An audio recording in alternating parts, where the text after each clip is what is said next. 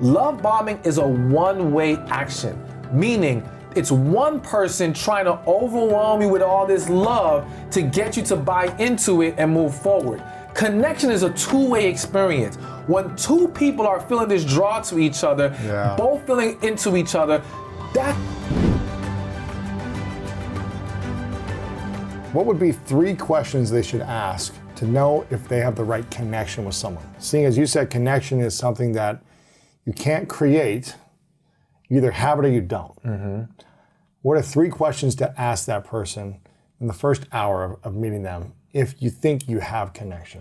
I don't even think it's questions to ask. I'll give you 3 things they should do, all right? 3 things. Number 1, be your authentic self, all right?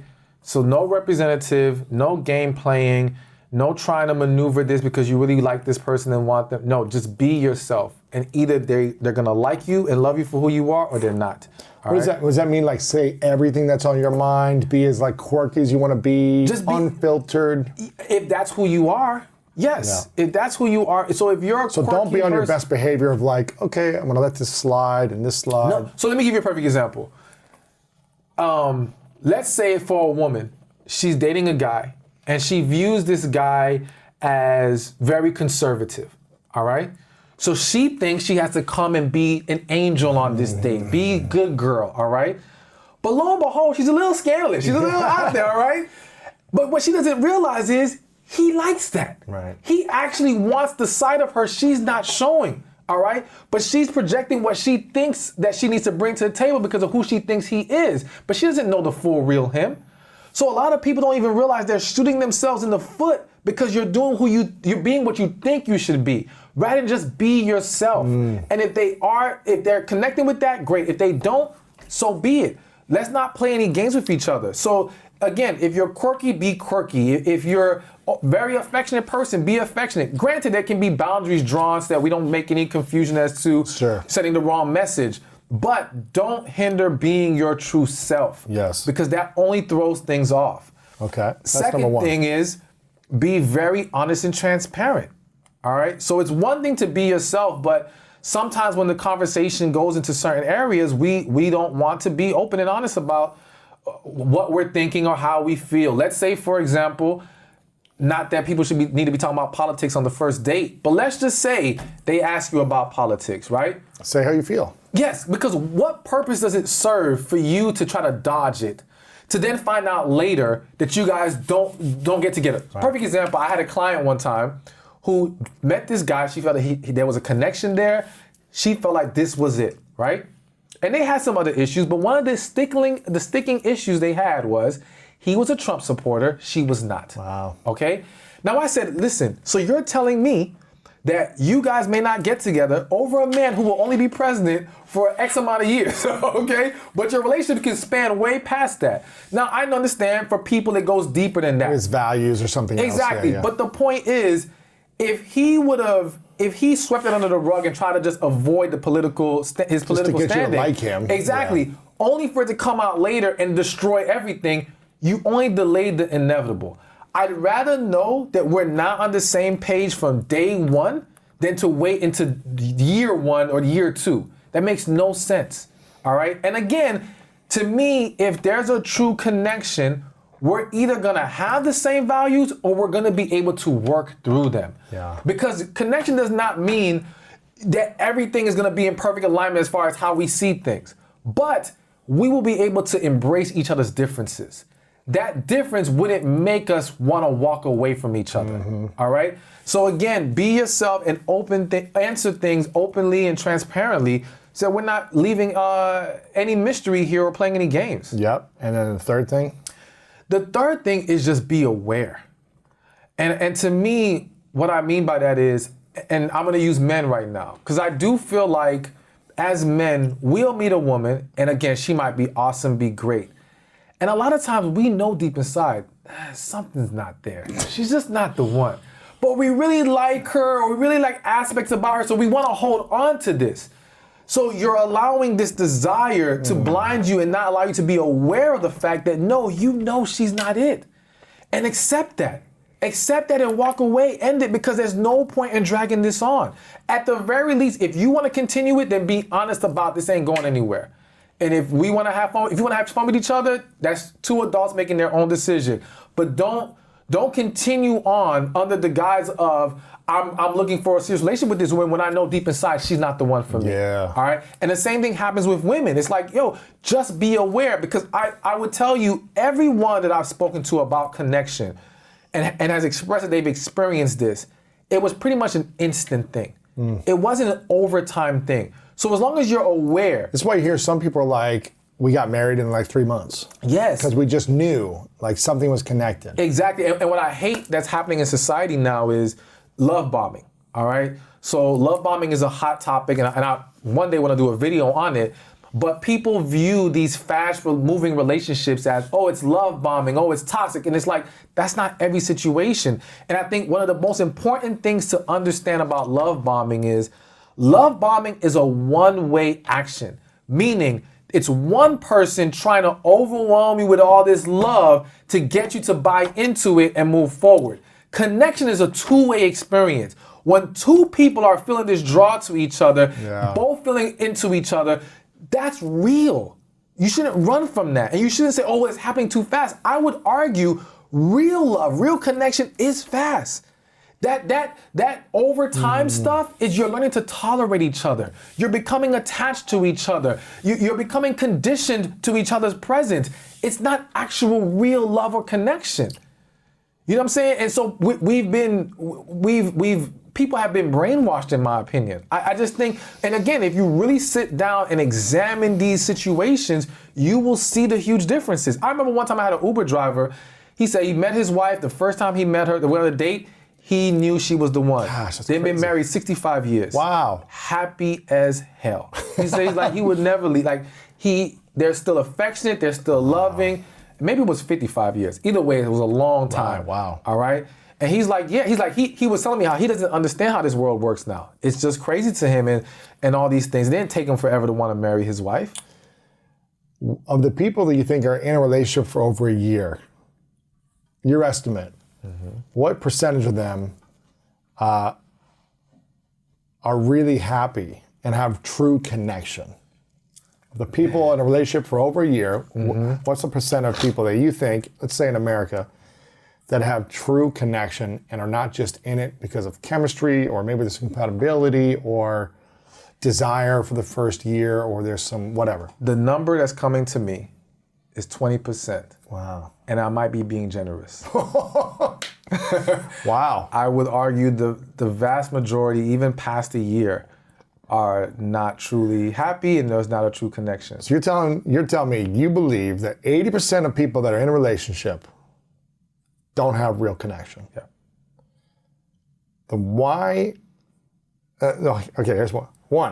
Why do people stay in relationships if they don't have connection?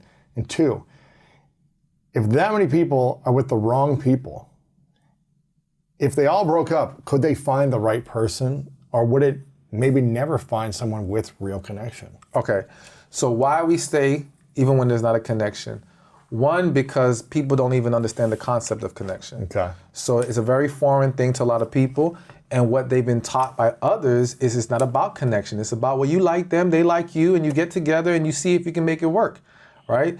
And because other relationships that are together without connection want to validate their relationship, they will encourage others who don't have connection to move forward in their relationship, all right? Because again, they don't want to face that fact. One quick example. People are also afraid to be alone, I think. Oh, absolutely. Afraid to be alone, afraid to start over, afraid to be wrong, because especially in a situation where other people told you this wasn't it and you fought hard to defend it, you don't want to face that. There's also I don't want the other person to win. And I use that with a lot of women that happens. Whereas if there's another woman that's somewhere in the situation that he dated, or maybe there was anything that happened, it becomes a competition. Oh my gosh. I'm not gonna let him go because I don't want her to win. Not because I want this man or he's so amazing. That seems exhausting. It's super exhausting, but there are a lot of women who engage in those kind of situations. Man, that's tough. Or have fallen into those types of situations. So I think another one is, well, we've invested this much time, I don't want to lose time. That is a huge one, Really? especially for women. Women, and it's everybody, but I do think it's even more so for women. Women have a very hard time walking away from anything they've invested a lot of energy, time, and emotion into. This is even for their careers. There are women right now listening to this who are not happy in their careers. They have not been happy for a long time. They may be successful. They may be doing very well, but they never felt at peace and at home there. But it is so hard to walk away when they gave so many years to it, so much time and energy to it. They don't know how to just let it go. And so the same thing happens in their relationships. Yes, if they've invested so much time, even though they know he's not it, they know this relationship is not what it needs to be, they don't want to walk away from that. So all of those things paralyze people and keep them in a situation where there's no connection. Yeah, I think I interrupted you. I'm not sure if you were going to say something else, but I chimed in at one point. So I can't remember. Yeah, no But worries. the second part was you said, you said, why do they stay when there's not a connection? Yes, Oh, and if they were to break up. If 80% of these people said, you know what, we're breaking up because we don't have connection, could they find someone with connection in the next couple of years? Or would they ever find that person? I think it's very possible. Can I say that it's yes for everybody? No, but I think for the most people, yes. I think what people don't realize is, again, there are a lot of people who, I know a woman, all right? She was a client many years ago. She, make a long story short, so she married her guy knowing he wasn't it. She actually wanted to break up a few times before he proposed, but found herself kind of feeling stuck, didn't know how to reject it. She went through with it. Many years later, she meets a guy that she feels in a connection with that she never felt before. Way more into this man than she ever was into her husband. But again, to the outside who doesn't understand this, they'll just say, oh, this woman lost interest or she's a horrible wife or whatever. But no, she always knew there was no connection with her husband. Right. She didn't even want to marry this guy. There are men and women who have gotten married knowing this is not the one. On their wedding days, they knew. Yes. I had another client who said her whole family told her, if you want to stop, they were at the wedding. They were in a room in the back. Said, if you want to stop the wedding right now, we will support you. Let's go. She said she walked out and walked down that aisle, got married. And she said, you know why she did it? Because she deserved to be married. Oh! Not because that man was the one. Not because there was a connection. That's the worst. Because at that point, she felt like she deserved it. I'm 30, I'm this, I deserve, my friends were all married. Exactly. Now I deserve it. Exactly. And now, she can acknowledge that right now. That would make me sick if I was that guy, and if I loved this woman very much, and I was giving my life to this woman, and she, in her heart, behind the scenes, 15 minutes before walking out, everyone's saying, walk away, we know this isn't the right for you, you know it's not right for you, and she goes, you know what, I deserve to be married, so I'm gonna do it anyways, even if it's not right. That's like so painful for the man, I feel like, too. Yeah, it's more painful being in a relationship where someone doesn't want to be with you than them breaking up with you, in my opinion. Yeah. I don't know. I mean, then you're living a lie as married. You're like, okay, this person really doesn't want to be with me for me. It's more hurtful because you're trapped in a situation where you're never going to get what you deserve and need. Oh man. So at least if they break up with you, the breakup hurts, but you've been set free. And now you can get what you deserve. But to stay there and they don't really want to be with you, and if they don't really want to be with you, they're not going to pour into you the way that you need. You're never going to have happiness and peace. So absolutely, it's much worse to be in that situation than to be broken up with. But I would say that a lot of men don't even realize what's going on in these situations. And what men have to realize is, listen, like I would argue in that scenario, he's not really in love with her. He's infatuated with her. That's why he's willing to put up with things and tolerate things that he doesn't want to do. Exactly. To have this idea of her. Exactly. He's infatuated, he's attached. Interesting. And so he views it as love, you know? And I'm not saying no situation is ever real love, but a lot of people get love mixed up, you know? And again, to me, real love is a two-way thing, all right? And if we really love each other, then, well, I was gonna say, we really love each other, we'd be able and willing to pour into each other. But unfortunately, this is where lack of healing comes in, because that's what, like, there's some situations where two people can have a connection, can truly be in love. But if there's a lack of healing, it can still get thrown off. There's a lot of people who met their connection, but it did not happen because of fear. It did not happen because of a lack of healing. It did not happen because this was foreign to them. This was scary to them. It's very overwhelming to meet that person you have a connection with. It pulls out all your insecurities. Ooh. It makes you vulnerable in a way that you've never been vulnerable. And that is a lot. And so people will now run from their connection and go be with the person they're not really in love with because it's safer there. Why? If you find someone with this connection, this is a great match, would you sabotage it over and over again to go find someone who's not a match? Why do people do this? Because, so there's a few things to consider. One, the person you have a connection with has the power to hurt you like nobody else.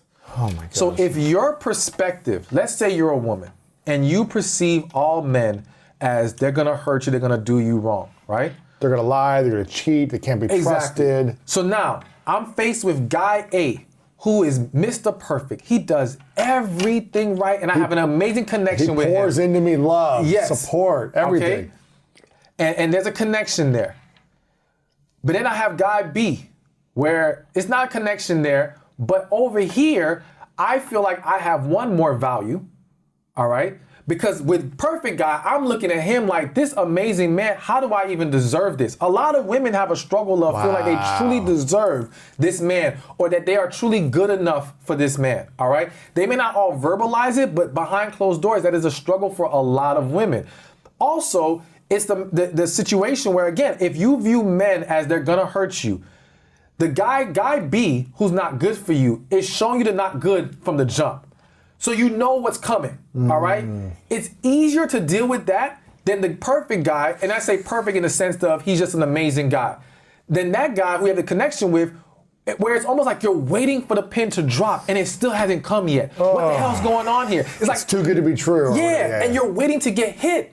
There was literally an episode on Divorce Court one time where this woman, she leaves this man. They asked the woman, why did you leave this man? What was the situation? She said, he was perfect. He cooked, he cleaned, he was my best friend, he was an amazing partner. They said, so why did you leave him?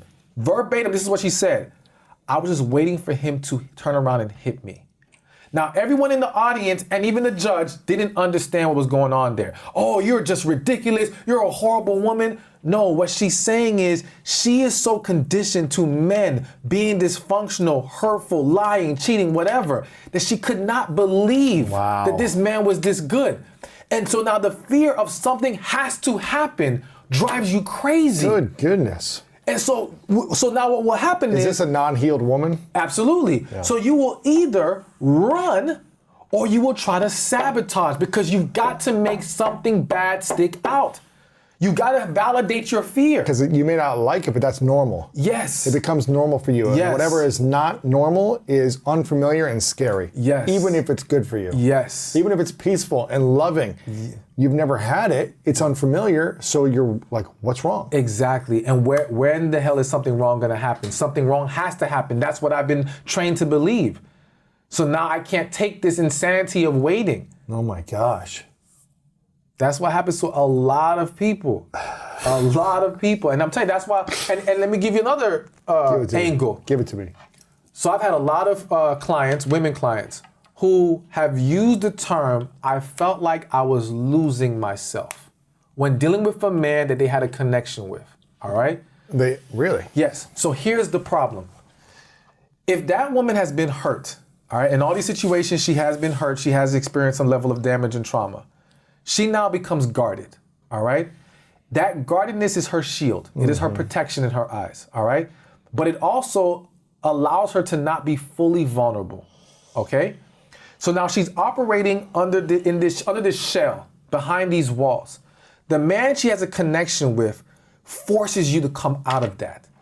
So now you feel like you're losing yourself, but you're not losing yourself. You're losing who you've conditioned yourself to believe you are out of the need for protection. Even though it wasn't really protecting you, it was hurting you even more the whole time. All right? So now... You're losing that ego part of yourself. Yes. The masks, and the guards. the safety of the guard, the safety of the walls. Wow. You're not allowed to have those walls in a relationship that you have a connection. It demands greater of you. But the dysfunctional guy, the no good guy, the loser, does not demand that of you. Wow. So you can continue to operate behind your walls, giving 3/4, half of your heart, all right, and validate it because you're with a guy who's beneath you, so to speak, who you're not really in love with. You're more in control of the situation. You have emotional control with this guy. You feel like your emotions are all over the damn place with the other guy. And you can't deal with that. It's nerve-wracking.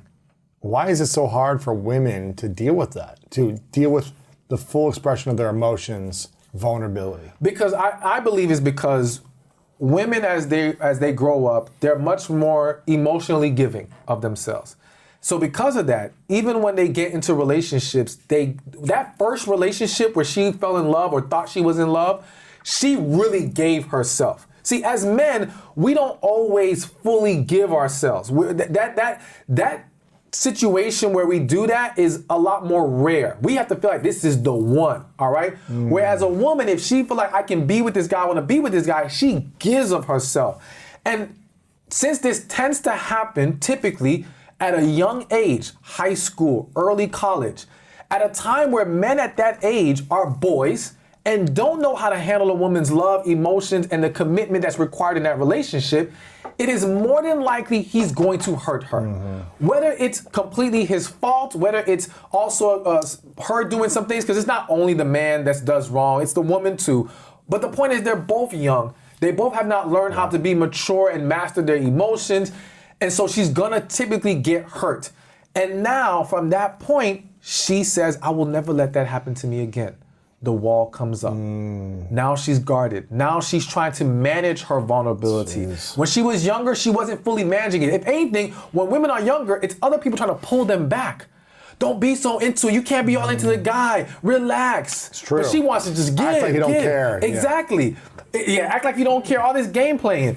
But once she gets older, now it's okay. I'm not going that far. Wow. But the problem is that works well with the no good guy that shoots you in the foot with the guy you have a connection with, or that's the really good guy for you. And so it's a horrible negative cycle. But again, lack of healing. And listen, the same thing can happen to a man. But here's the difference. Men, let's say when he's younger, thinks he falls in love, gives his heart to a girl, she crushes it. And he can't go on a vengeful, F these women, F life, I don't care anymore, I'm gonna do whatever I want, right? But then if he meets an amazing woman, there's a greater chance of him being willing to embrace that she's an amazing woman and give it another chance. Why? Because he has not been conditioned to believe that all women are horrible. Why are women conditioned this way? Because they're getting stories from their mothers, their aunts, their sisters, their friends, society, TV, all saying men bad, men bad, men bad, men do wrong. The only place they can see a story of love is Disney, and not even Disney anymore, maybe. I don't know, but you know, that fairy tale doesn't exist. All right, men are not. It's not pushed as much on men. Are there some men who have been pushed to the edge of believing all women are bad? Yes, and those men act horribly, and those men will reject that amazing woman when she comes his way. But a lot of men still have hope. A lot of women, they don't have hope. They're just trying to work with it, all right? So that's what makes it a huge difference. So when the good, amazing woman comes his way, he has a reason to think, maybe this could really be it. When the good, amazing man comes her way, it's, nah, this can't be real. Because that doesn't exist. Men like this don't exist. How could this be happening right now? And if you convince yourself that enough, you'll find something wrong with the person, whether they did something wrong or not. Exactly. You will create, listen, I hate to say this, but this is truth. Some women, and I say some, will create false narratives. They will create stories that don't actually exist. No. Because they need something. And this even happens when it comes to dating. I have a video about you will always be the bad guy. And what I tell men is that if you don't, there's a lot of women out there that if you don't give them what they wanted ultimately, whatever it was, they're gonna at some point view you as the bad guy. What does that usually be? If you didn't give me a ring, if you didn't do this for me, yeah, if you so didn't let's do this say, for example, you met a woman, she deep inside wanted a real committed relationship, and you never gave that to her. And let's just say you weren't even lying to her. You were telling her, I really don't really want a relationship. But she was going along with it, hoping she would get that. She doesn't get that. To her now, she can't view you in a positive light. Because in order for her to break free from this and suppress her emotions, she has to view you as the bad guy. She has to create a negative narrative about you. That's the only way to make it easier for her. Now, again, I stress, this isn't all women, but this happens with a lot of women. And so now what happens is that Is this why every, almost, I think maybe all but like one of my past relationships made me out to be a bad person when I didn't give them what they wanted? Absolutely. And said back, even if I didn't do anything bad or wrong or out of integrity, if it just didn't work out, then it was like, okay, they never wanted to speak to me again. I was the worst person in the world. They couldn't be my friend. They talked bad about me, whatever. And I was like, just because I didn't give you what you want, we want different things. Yes. But now I'm this horrible human being? Yes. Because if they believe in good Lewis, that makes it a struggle for them to accept not being with Lewis. Wow. That makes it a struggle for them to accept how the situation didn't go the way they wanted. They have to project something negative onto you. Because if at the end of the day, the relationship didn't work out, what are they saying to themselves? That I wasn't good enough for him, or something has to be wrong with him so that I feel like I'm good So there's myself. a part of them. So I wasn't watching the movie. The movie was on TV, and there was a scene that popped up where this girl said this guy just broke up with her, right? And all the girls on the table was like, oh, he's just afraid of his emotions. He's this, he's that. Then this one person at the table, who was actually a guy disguised as a woman, said, are y'all blind? He just wants his space. He doesn't want to be with you. They all got silent and looked at him. And he said, oh no, it's his emotions. Like he had to change the narrative. So what it shows you is that there's a part of that woman who does think, damn, is it me? Am I not good enough? What's wrong with me? Mm-hmm. In order to fight that, she has to now come with the other side. No, it's him. He has the issues. He's wrong. That's the way to fight that. Now, in my opinion, we have to learn, and I would encourage people, listen, it cannot be about you and they're not a bad guy. You see what I'm saying? Like, it doesn't have to be either or. We can understand that we just weren't the right match. Right. We weren't the right fit. That's it. That's all it is to it. It doesn't mean you're not good enough as a woman. You can be an amazing, great woman. But we weren't the right match. Exactly. We didn't have a connection. Exactly. She wasn't for you. You weren't for her. That's it. If we can learn to accept that, we don't have to hold on to any negative narrative about the person. Yeah. But guess what? Again, and I have to say, there are men who do this too. Sure, of course. It's the same way like when some man will try to approach the woman, she rejects him and immediately, oh, you this, you that. You know, he goes off on her because now I have to make you into a bad person because you didn't give me what I wanted. Yeah. Because it makes it easier for me to accept the outcome of this. It's funny you're saying this. There's something you mentioned earlier about how when a good man shows up, sometimes, not all the time, but sometimes a woman says like, this is too good to be true, or when's something bad gonna happen. I remember I was in a relationship about a decade ago. I think it was 9 to 10 years ago. The relationship was going amazing for the first 3, 4, maybe 5 months. I mean, it was like, I felt connection, chemistry, compatibility. I felt all those things. Whether I had them all or not is irrelevant. Mm-hmm. But there was one night that she thought I was doing something wrong that I wasn't doing. She made something up, was so convinced that I did something that I didn't do. Mm-hmm. No matter what I said to say like, hey, I'm not doing this, it's like she couldn't believe it. She had to hold on to this belief of like, that I did this thing wrong. We go through, I'm just kind of like, what is happening now? She's angry, passive aggressive, not speaking to me for like 24 hours. I'm like, what just happened? I have no clue what happened. We were, one moment, everything was fine. We're happy, connecting. The next moment, it was like she flipped and was like pushing me away and blaming me for something I didn't do. And the next day I'm like, what is going on? Like, after we finally talked, I go, what is going on? She goes, to be honest, and this was probably like a big red flag that I should have noticed right away. But she said, to be honest, I didn't feel like I would meet someone like you at this stage of my life. You see? She was like 26, 27. And I think I was like 29. And she goes, I didn't think I'd meet someone like you at this stage. I thought I'd meet you like after I was 30. Mm-hmm. And I was like, what does that even mean? Wasn't even aware of that. But really what I'm hearing now is like, I didn't even know this was possible, and It's way more common than you think. or if I was ready for someone who was like healthier version, because she had a lot of stuff that she hadn't healed yet from stuff. I won't get into it, and I don't think she was ready for love and someone who was just like, I'm here to love you. I'm here to like be support. I'm a good guy. I'm here to show up. I'm patient. I'm present. I'm like, we have fun, all these things. And I think after like 3-4 months of that, she was like, wait a minute, like, this can't be real. I was like, what are you talking about? Just embrace it. Like, let's just do this thing. And it ended up being another 6-7 months of like up and down, chaos, stress, love, resistance, and to eventually where it just kind of drove me mad. Where I was like, I can't do this anymore. We had this thing, and then you weren't willing to like continue on with it. And now I'm trying to stay in this thing longer and make it work, and it's not working. And it ended up not working. So why is that so? I mean, is that women under 30s, over 30s? Is that all ages? What is that? No, I think it just depends on the experience of the woman, what she's been through, the household she's been brought up in, if she's been hurt before. Because, granted, I do, if I'm gonna be honest, I do think that as the woman gets older, the chances of her having these issues or struggles becomes greater because she's been through more. Chances are, you're past 30, you may have been through a couple relationships. You may have been through a few men that you really liked and now that hurts you. Whereas if you're 22, 23, there's less of a chance. You see, it can still happen, but there's just less of a chance. So that's the what can change there, But I have to say, man, it's so much more common than people realize. I have so many stories from men clients and even friends and associates who've all experienced that all of a sudden, the woman saying, I can't do this.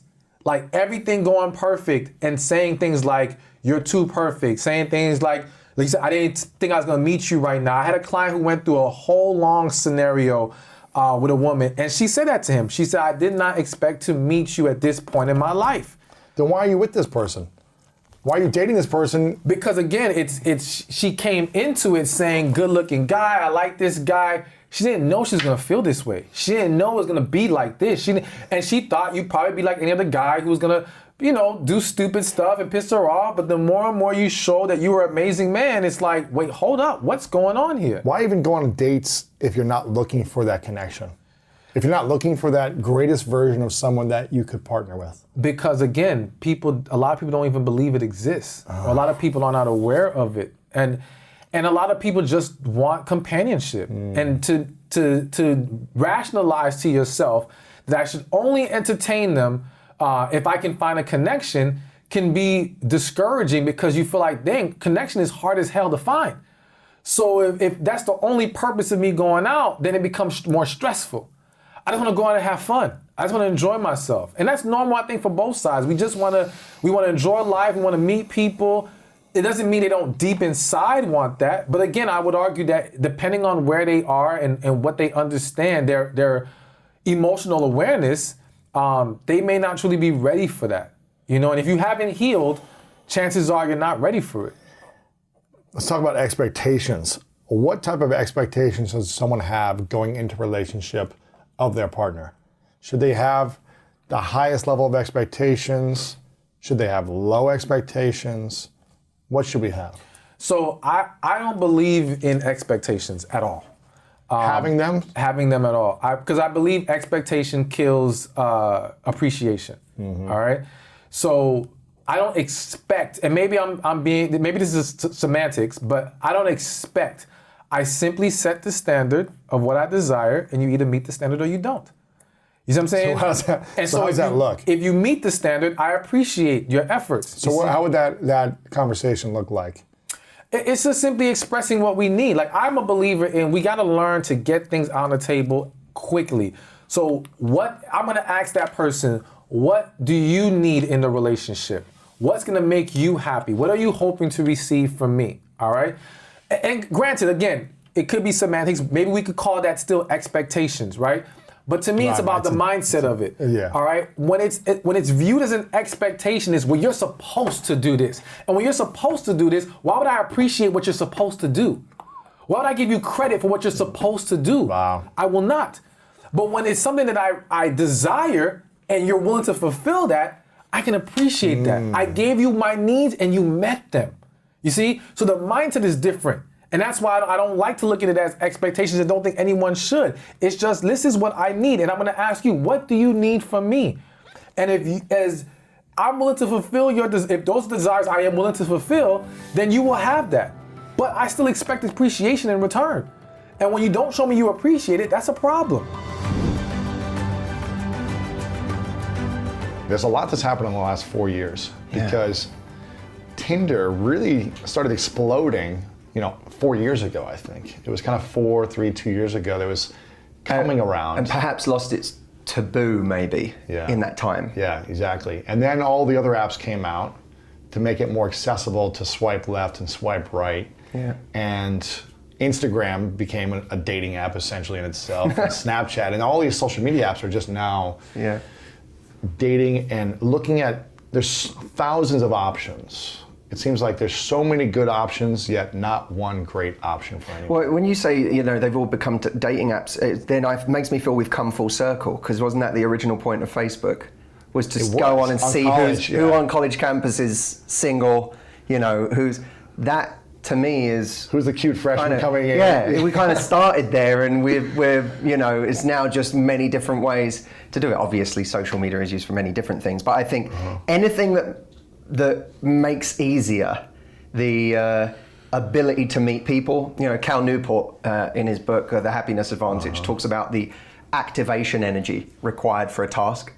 And the higher the activation energy, the less likely it is you'll do something you want to get yourself to do. So he uses the example of, like, if you want to play guitar, keep it by the couch so that when you sit down to watch the TV, the guitar's there. And if it's up in the closet upstairs and you have to go in, now the activation energy is higher, you're less likely to practice playing the guitar. And I feel like the activation energy of meeting people, when people had to go out to a bar, dress up, look the part, see someone across the bar, think about what they're gonna say, take the risk to get rejected in front of someone's friends or in front of their own friends, the activation energy was really high. And people, I think, whether they admit it or not, love the idea of the activation energy being really low. That I can slide into someone's DMs on Instagram and hit someone up with very minimal effort. I could be in my pajamas watching, some TV show doing that. And I've also minimized the potential rejection from that. The rejection isn't happening. It doesn't hurt. It's not happening in real time at the very least. You might have the rejection of, I never got a response. But it doesn't hurt. You're not looking someone in the eyes. No. Your heart's not beating out of your chest. It's not real-time rejection of, I approached you and you're now being cold to me, or you don't want to speak to me, or you tell me you have a boyfriend or a girlfriend. That's like real time in the moment. Do you really have a boyfriend? Right.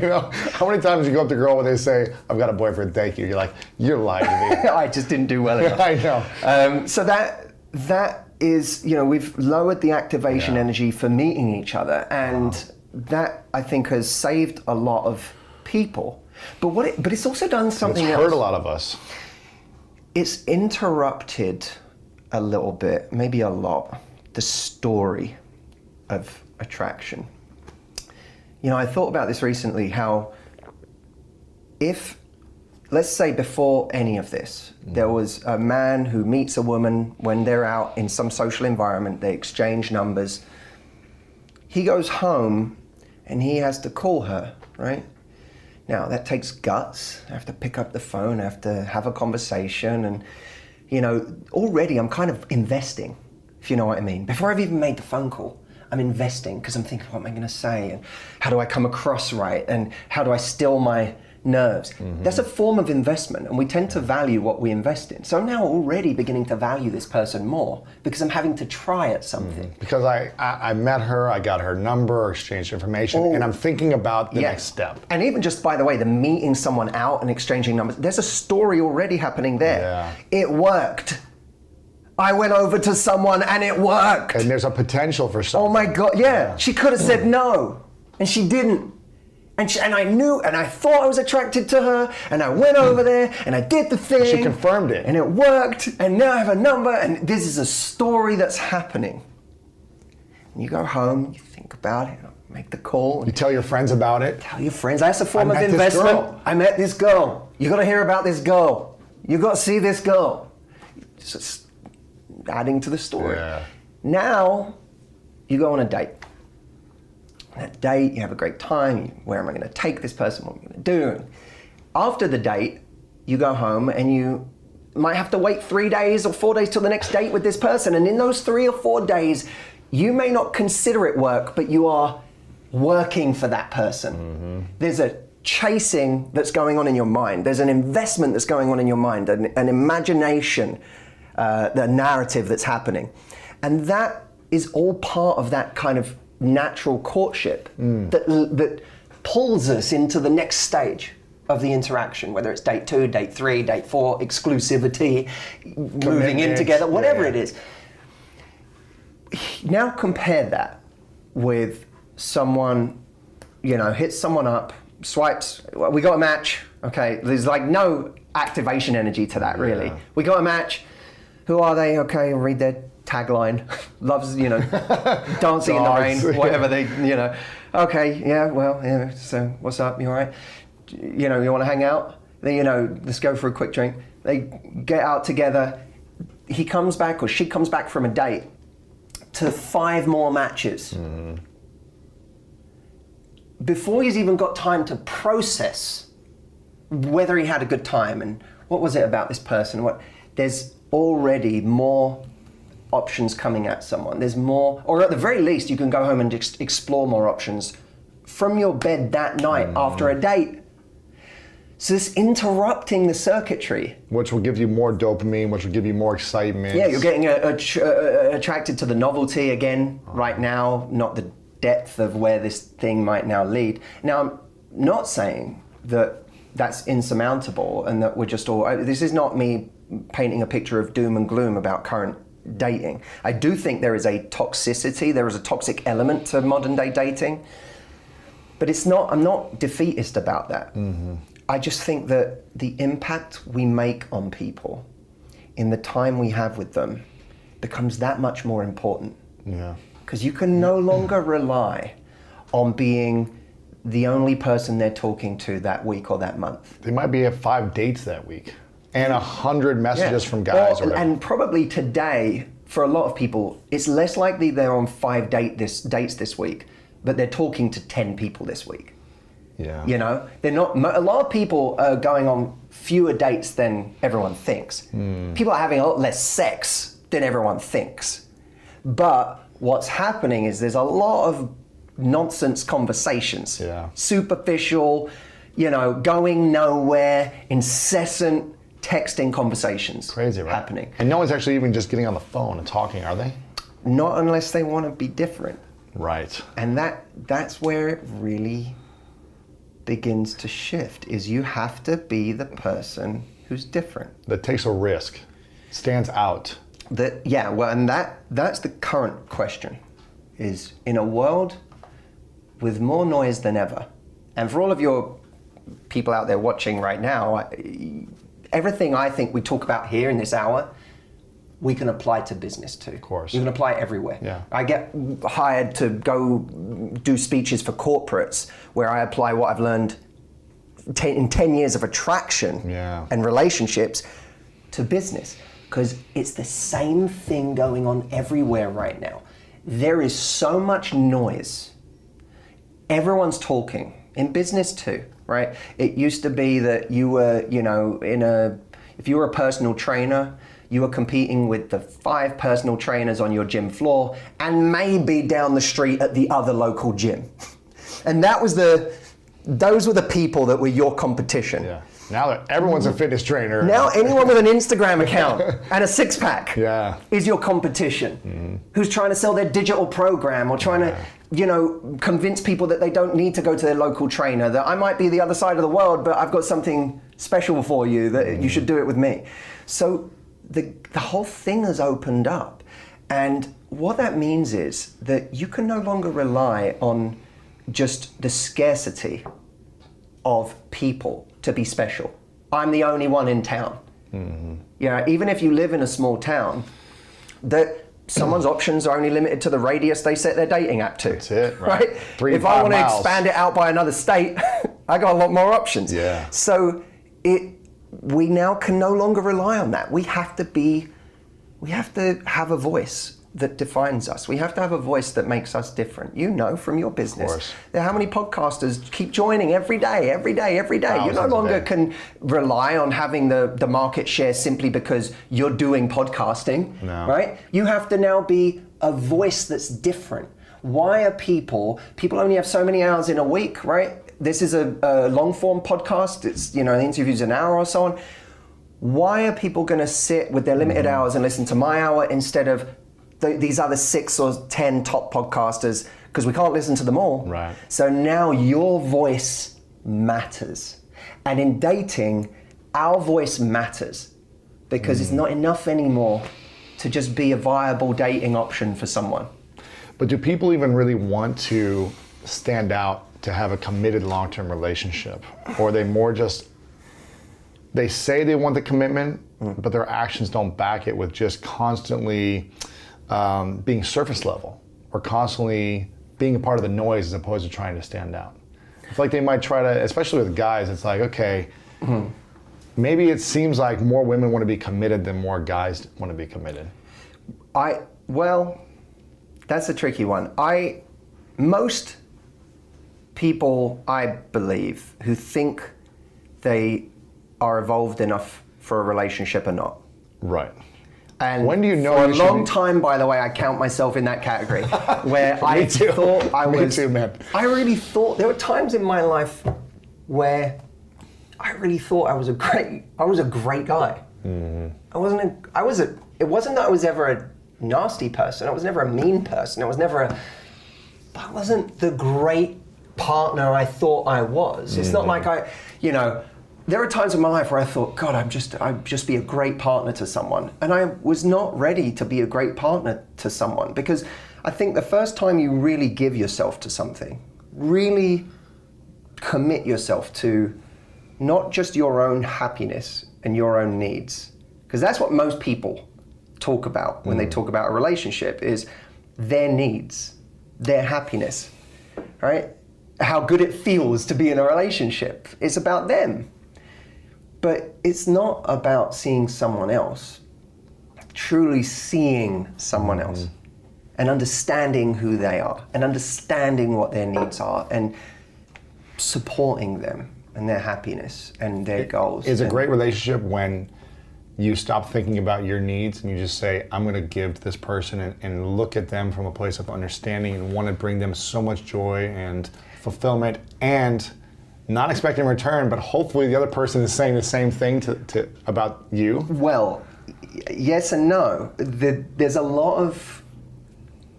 are a lot of people who, on that idea, that ethos, have lived a very masochistic life for a long time. Really?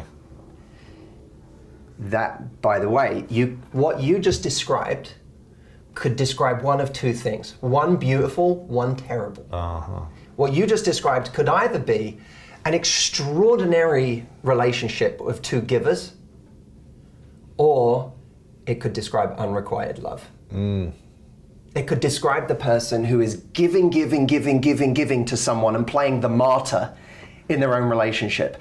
They keep ignoring me, they keep, not meeting my needs, they keep being selfish, but I am just gonna show up and be my best partner and love them and give my all, and one day they will turn around to meet me in that. Right. Many people have caused tremendous suffering to themselves and wasted a lot of good years. So is it both give to Doing that. yourself, make sure you're asking for what you need, but also giving?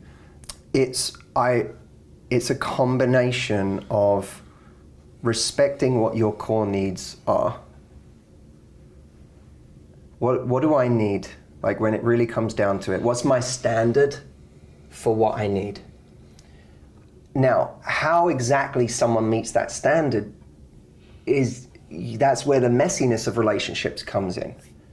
Because you say, I want to be respected, and then someone does something and you go, I don't feel respected, but they go, but that doesn't mean a lack of respect.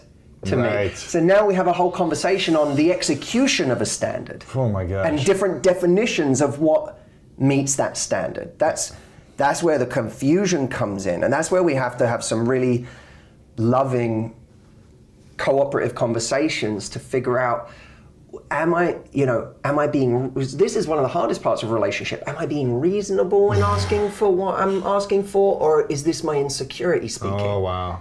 You know? Which one is talking? And sometimes we're so close we don't even know. That's the danger.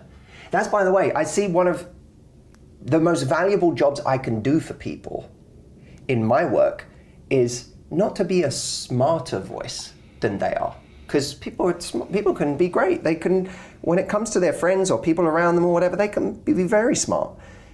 But to be an objective voice outside of their drunken haze, because we're so close to something, we're not sober, and now we don't have logical answers to questions because we get to the point where we're arguing about something. I don't even know if I'm right. I don't know if the thing I'm saying is if I'm being the insecure one or if I'm being the reasonable one. And sometimes we leave a situation and we go, God, I was insecure. And sometimes we leave and we go, I can't believe I let someone convince me I was crazy. Right. They were the one that was doing the wrong thing and they convinced me that I was nuts. So how do we step out of that emotional feeling where we're feeling overwhelmed or disrespected or hurt or sad or like the relationship didn't meet an expectation or communication was off, and we're in it and we're communicating and we're both frustrated? How do you step out and look at it from a different point of view so that you just don't keep repeating that conversation over and over? I mean, and don't hurt it further. Yeah, I think we have to have a really healthy combination of always questioning ourselves and saying, where is this coming from for me? And would it really hurt me to compromise on this standard? Would it be the more loving thing to do to understand this about my partner? But in order to, that needs to be combined with a simultaneous respect for ourselves and what we need. And to, I think, go to a situation and say, okay, I want to be the most understanding, compassionate, loving partner I can be, who doesn't inhibit or limit my partner, who supports them, wants them to do great. But I also need to recognize that it's not, what was I saying? I lost my train of thought. I need to be the person that can be understanding. What was I saying? Be understanding of my partner. You want to be the most understanding of someone else, but you also have to know your own needs.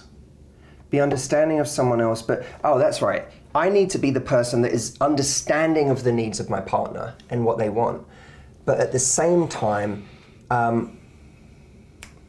what was it? I need to be understanding of my partner's needs. That was it. I need to be understanding of my partner's needs, but the context of me being super compassionate and understanding needs to be that I am, that this is happening in a loving environment where my partner wants to be my teammate. Mm-hmm. If we're in a situation where our partner isn't showing empathy for us and isn't, if you feel they're not trying to, that we're always coming to that side, that's a problem. That's tough. That's a problem. There should be I see where you're coming from as well, type of energy and communication. Right? Exactly. Not just, I'm not getting what I want, you did this wrong. You need to feel you have a teammate. Yeah. And a lot of people feel like they're constantly being understanding, but they don't have a teammate on the other side. I'm constantly trying to grow and understand your position, but I don't feel the same from your side. That then becomes a problem. How do you have the conversation so that it switches or it becomes more of a equal partnership and teammate? If you feel like you're the only one being on the team, how do you get the other person? I think we need to communicate a lot about the spirit of the relationship. You know what I mean? Like not keeping score. Yeah, like pride is a very hard thing to give up in a relationship because we become competitive often very quickly when we feel threatened, when we feel vulnerable, when we feel our partner's done something to hurt us. Now how do I score a point? Or how do I? Right. And that's just once you get into that cycle, it's like it spirals. One person has to be prepared to break that cycle. I'm not going to do that game. And I do believe that we have to love the way we want to be loved, and we have to constantly educate our partner on what it is to love. Not from an arrogant place, but we're all, in a sense, both partners are always educating each other. By, you do something I don't like, and if I have a loving, compassionate response to that, I'm also showing you what I want this to be in reverse. When I do something you don't like, Right. here's the response I want. I'm not attacking you. Not a game-playing response, not a, like if you see a partner, you're in the early stages of relationship and you feel your partner was really flirting with someone over there, having a conversation about something that made you feel uncomfortable, but from a loving place and from a kind place and from a place of, that made me feel, it hurt me to see that. And not, I'm going to blame you and I'm going to do this, I'm going to get angry, but that, that made me feel uncomfortable. Bringing an energy like that, most people aren't used to that in a relationship. We're not used to that standard of communication. We're used to doing something and then someone attacks us. Reacting. Yeah, exactly. So I think it's we're constantly educating. Monogamy is something that we're going to be able to do, or there's always something better option, and that it's more available now than ever, especially with social media, online dating. There's distractions constantly. You don't have to leave your house anymore. Exactly. You can pretty much cheat on your partner while lying next to them in bed. Exactly. But we are by definition already doing serial non-monogamy. Most of us don't come to marriage monogamous. We've come to marriage after years of nomadism, sexual nomadism. So monogamy is a concept that has already been redefined throughout. You asked me before about how has marriage changed. But monogamy had nothing to do with love for most of history. Monogamy became about love with romanticism. It's the sacred ideal of the romantic ideal, because the sacred cow, because monogamy means I'm everything, I'm it, I'm the one, I'm chosen, I'm unique, I'm and if you are interested in someone else, it means I'm not enough. Versus monogamy, which was basically for patrimony and for children. So how should we navigate this moving forward? I think this that concept of monogamy. Look, if I had talked to you 70 years ago about premarital sex and virginity was a precondition, you would have looked at me like, this is a taboo, this is impossible. Today, premarital sex in the West, it's like nobody blinks an eye. Okay, it would have been inconceivable. Okay, if I had talked to you about going from families of 8-10 children to families of 1 child, you would have looked at me inconceivable. If I had told you that we were going to be conceiving so many children through assisted reproduction, inconceivable. So today, when you say open relationships or non-monogamous relationships or periodically non-monogamous or monogamish a la Dan Savage or polyamorous, people will say, can't work, impossible, The fact is monogamy is the new frontier. But you can have it as negotiated through divorce or through what most people have always done, which is proclaimed monogamy and clandestine adultery. Or you can do it through a model of transparency in which people have consensual non-monogamy. This is it. This is the options. Right. What do you think is going to be working the most There's for people? There's going to be a little bit of everything. There are some people who really need stable, committed, monogamous relationships. They don't want open doors. And there are other people for which open doors probably should be the model from the start. That's kind of who they are. That's their curiosity. That's the way they live their life. And it's not because they're less committed or less loving. It's because their sexuality is organized in a certain way and it lives together with a certain arrangement. And all of that is going to be redefined as we go along. It's de facto what's going to happen. It will be the next frontier. But if you see it on the level of marriage, people say, if you say, okay, let's look on the, you have to look at it from the place of before marriage. A Swedish philosopher said, today, monogamy only exists in reality. It doesn't exist in your memories. and it doesn't exist in your fantasies. So, this is not because I advocate it. It's just, first of all, there's nothing to advocate. It's very simple that by definition we have multiple sex partners before marriage. We are not monogamous anymore in the traditional sense of the word. The word has been in flux and we don't really know where it's going. We don't. What we know is that people still seek to connect. People want to love. People want somebody who loves them. And how that will play itself out is the mysteries of life. But the fundamental human need for love, for connection, for passion, for transcendence will never change. The expressions, the forms, the institutions in which we will seek those fundamental human aspirations will continuously transform. That's really how I see the evolution taking place. Sure. What do you think of what I'm saying? Oh man, it's just so it's confusing because you hear so many different options that work, that don't work. You see people that love each other that go through breakup and divorce. And then you see the pain and the struggle and the emotional toll that it takes on some people. Then you see people who are in, committed monogamous relationships who feel guilty because they want to be able to explore, but they can't because they've made this choice and they've committed to it. Monogamy is a practice. We are not by nature, biologically, evolutionary monogamous. It's a practice. It's a choice. And it's a choice. It's not our makeup. No. Yeah. And it's a choice. And monogamy is a continuum. You have mind, you have fantasy, you have memory, you have a lot of things. At what point do we become non-monogamous? Where does non-monogamy start? And all of these concepts are fluid concepts today. There is just no way to define it like that. Right. So we make choices and we make compromises and we sometimes don't just do what we want. And we often need to think about the consequences of our actions.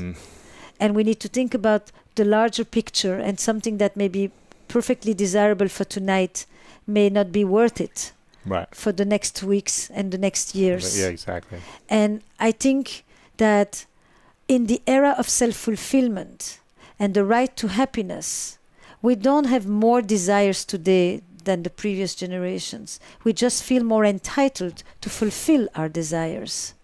And we feel that we have a right to be happy. My personal happiness. The greatest switch is from a social organization in which I think about the well-being of others.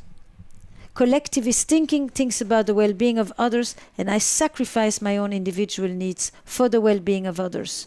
To the other side of the continuum is, I have a right to pursue my individual needs, and the others will have to adapt to it. And I think that we are a little bit on the extreme end of the other side at this point. We really take ourselves very seriously. And sometimes at the detriment of other people to whom we do have an obligation and a commitment to. Not just our partners. Of the world. The world. So where should we be? Somewhere in the middle, you think? Or what's... In an examined state. I don't know that it's always in the middle, but in an examined state. In a state that doesn't just say what I like, what I feel. The fact that I have options doesn't mean I have to exercise all these options. The problem of consumer life is that we don't know anymore to make choices. Same with the cereals in the supermarket. Why would it be better with love? So I could get better.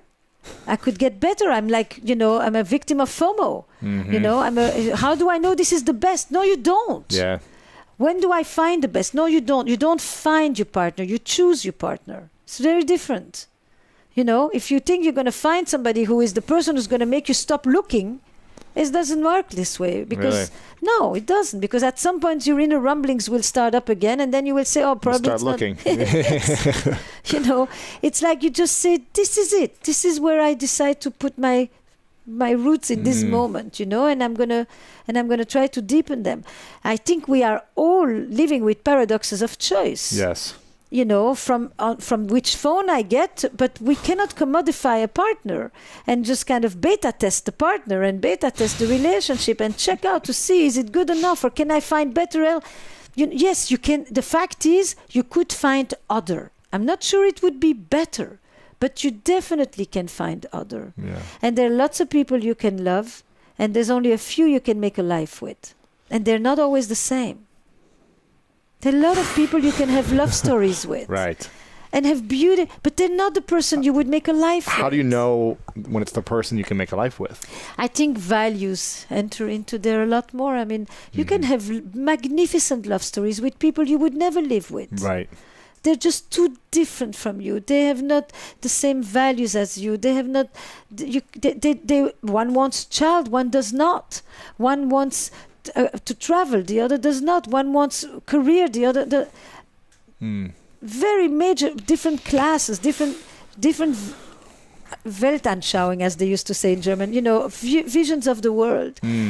But you can love them. Yes. You can have a beautiful love story with that person and be transported in your experience with them. But you know that that's not the person with whom you're going to build a home, a future, a trajectory, maybe a family if you want that. That's not the person with whom. And for that, you need more of shared vision, shared mission, shared values, stuff that is not just in the domain of feelings, but also in the domain of beliefs. It's different. Wow. Views about money, views about independence and separateness versus connection, views about emotional expressiveness, views about power. Wouldn't you say that those differences that we have also attract us to other people? That we have some of those differences? Maybe we don't share the same values or beliefs, but it's also different, unique, interesting, and so it also brings us together? Or do you think it's not enough? I think that what attracts you originally is often what becomes the source of conflict later. The very thing that is so attractive because it's different is also the very thing that becomes difficult because it's different. Interesting. So, of course, it's a mix and match, but what makes thriving relationships is not only feelings. It's a mix of feelings, actions, beliefs, touches, physicality. Right. It's a more all-encompassing thing. Sure. A beautiful love story can be just about feelings. And you can love more people than those that you can make a life with. That doesn't mean you make a life with people you don't love, but it means that there is a whole other set of ingredients that enter into the making of a life, which is the creation of a world. It's a little different.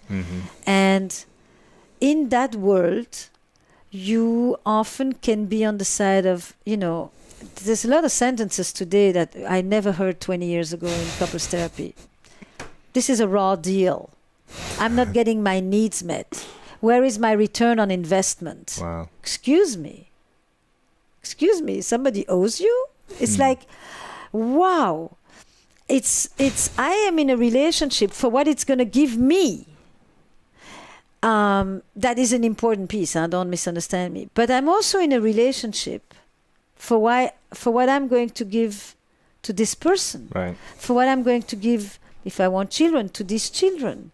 Not just for what they're going to bring to me. It's like the level of narcissism has to be shrunken a tiny bit on occasion. Right, exactly. It's just like, I'm part of that same, landscape. But on occasion, I think it's like you calibrate it. On occasion, some of us need to really learn to think more about ourselves. And some of us really need to think more about others. Right. Some of us live with the fear that we're going to be abandoned. And some of us live more with the fear that we're going to lose ourselves. Some of us are better takers and need to learn to give.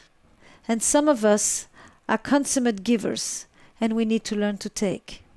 And often we find a partner who is exactly the missing link. And that can be beautiful complementarity if we actually get to use the other person to become more whole and to learn from them. And and we need both. You need to be able to think about yourself and to know what you want and all of that. But you also need to be able to remember that others exist near you, your family, your friends, your loved ones. Sure. And that That's what will make the difference the day you die. What if you've chosen someone that you love deeply, but it's unconsciously your unfinished business? Is that the wrong person for you once you realize, oh, they're never going to change? Or is that a point for us to reflect back and say, actually, I need to heal the past, accept this person for who they are, and be willing to flow within this relationship? Well, what happens is, so you married your unfinished business, but so did they. And so if you can both recognize that, if you realize, hey, wait, we have a lot of conflict in our relationship, or we're really avoidant in our relationship, or we don't feel connected in the way we want to feel connected, that's a great opportunity for both of you to work out your unfinished business. To heal together. To heal together, right. And so that relationship could thrive if you both are willing to look in the mirror at yourselves and do the work. Yes, that could be a really beautiful relationship. And it could be very healing for both of you, in fact. It could potentially be the strongest bond ever if you both were able to go through that. Yeah. But if you're unwilling to go through that, then what? You're going to be in both people pain. both people have to be willing. I mean, that's the thing. So it's like you may wake up one day and say, oh, wait a minute, I have all this unfinished business. And then your partner says, yeah, it's all you. You're the problem in the relationship. You know, it's kind of like in couples therapy so often I'll see something like someone will say like, you never listen to me. And I will say, how well do you listen to them? Right. Right? It's always like... If you're just yelling at someone all day, are they going to want to listen to you? Right, right. So, you know, there's this dance that we do in relationship. And what happens is people are doing these dance steps. And people become very ingrained. It's like, oh, here we go. You can script out people's arguments. You know exactly what they're going to look like. It starts with one thing and then it goes back into many different things. You're like, oh, and you know exactly how it's going to go and who's going to feel what and who's going to accuse the other person of what. And that's the dance. And so if one person changes their dance steps, the other person either is going to fall flat on the dance floor or they're going to have to change their steps too if they want to keep dancing. And usually, so we always say you can't change another person, but you can influence another person. How? By changing your dance steps. So for example, we like to say insight is the booby prize of therapy, meaning people will come and they'll be like, oh, now I understand why I keep getting into that argument with my partner. And so then they go home and they come back the next week and I'll say, well, did you do something different when you got in that argument? Well, no, but I understand why I did. Right. So you have to be both vulnerable and accountable when you come to therapy. How do we fight better? When we are in constant repeat pattern every month or every week, it becomes an argument around something for whatever reason, and it's a pattern. And couples start to notice it. How does one person or both people recognize and say, okay, I'm going to change my dance steps and I'm going to fight or dance better? Yeah. The first thing is to notice sort of what do you own in this? What is your reaction? So we have a choice every time someone presents us with something. There's a great quote in the book, it's a Viktor Frankl quote, where he says, between stimulus and response, there is a space, and in that space lies our freedom to choose. Between stimulus and response, so between an action happening and your response to the action. So your partner says something. There's a window of opportunity. Yes, there's that space. Usually that space for us will look like a breath.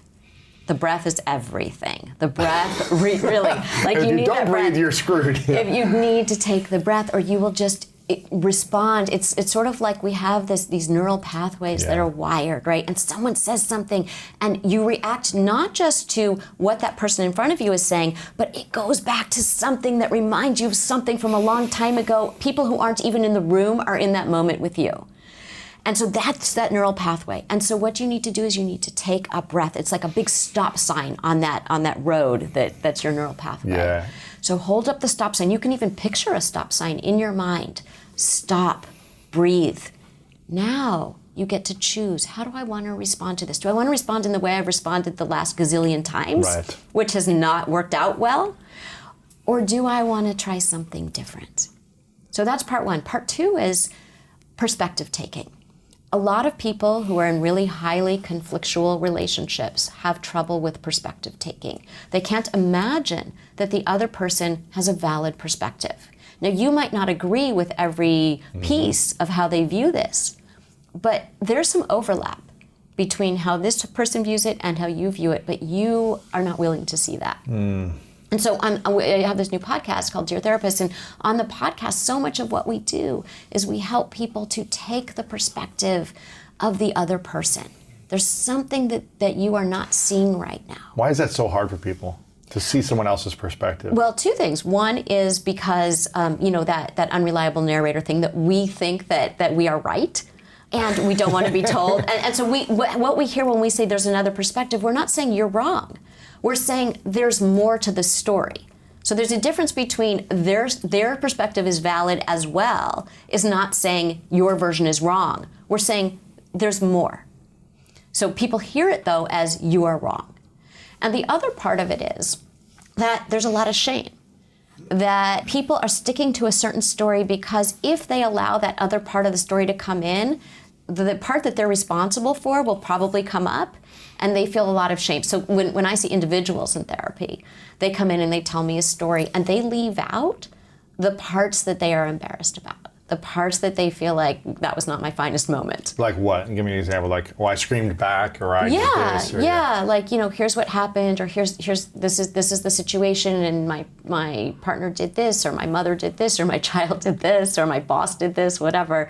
And they don't tell you these other details, and they sort of trickle out later on. Yeah. And they're very relevant to the story. Right. But that's shame, right? And so, that's why the therapeutic relationship is so important, because you get to a point where you really trust the therapist and you're able to be really honest about what happened. How much does shame shape our stories? Oh, so much. I think that, as humans, we want to belong. And what shame is about is, I'm not going to belong. I'm not going to be loved. The greatest human need is, how can we love and be loved? And when you feel like there's something I did that people will look upon badly, they might not like me if I tell them this. That's just, wired into us. It's like the ego death to us. It's like the emotional death. If someone knew this about us, they would not love me, and I would emotionally die. And I will be alone. And I'll be alone, yeah. Yeah, and we need other people. I felt like this way for many years, where I opened up about sexual abuse about 7 years ago, and for 25 years, no one knew because I was so ashamed. And I felt like if anyone knew, how could they possibly love me? Yeah. Or accept me? Or how would anyone want to date me? Or my family, how would they not disown me? These were the stories that I was writing. I was a bad editor. Yeah. How does someone who's done something that they're not proud of in the past, who's had something done to them that they're not proud of, whatever, they've been in a situation that they feel shame around, how does someone start to process that shame to heal so that it doesn't continue to run their life and keep them imprisoned? Yeah.